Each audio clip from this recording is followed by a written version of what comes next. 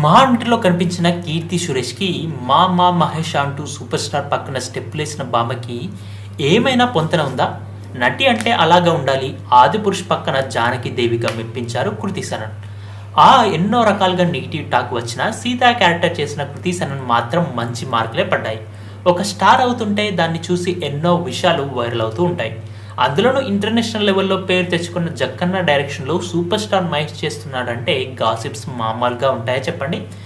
మహానటిలో కనిపించిన కీర్తి సురేష్కి మామా మహేష్ అంటూ సూపర్ స్టార్ పక్కన స్టెప్ వేసిన భామకి ఏమైనా పొంతన ఉందా అంటూ సోషల్ మీడియాలో తెగ వైరల్గా కామెంట్స్ వస్తున్నాయి.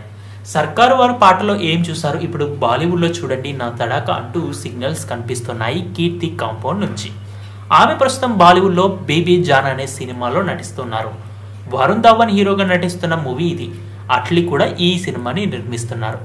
ఈ సినిమాలో సన్నివేశాల డిమాండ్ బట్టి లిప్లాకి కీర్తి ఓకే చెప్పినట్టు టాక్ కూడా వినబడుతుంది.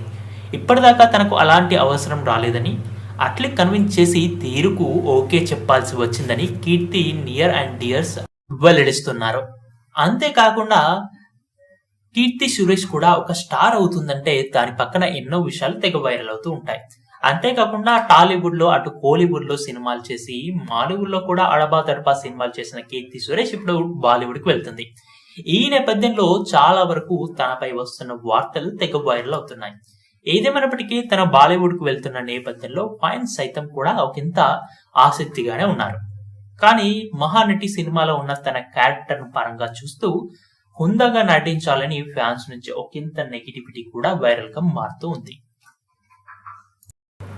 ఈ వీడియో పూర్తిగా వీక్షించినందుకు ధన్యవాదాలు. ఈ వీడియో మీకు నచ్చినట్టయితే లైక్ చేయడం మాత్రం మర్చిపోకండి. కామెంట్ చేసి మీ యొక్క వాల్యుబుల్ ఇన్ఫర్మేషన్ని మాకు తెలియజేయండి.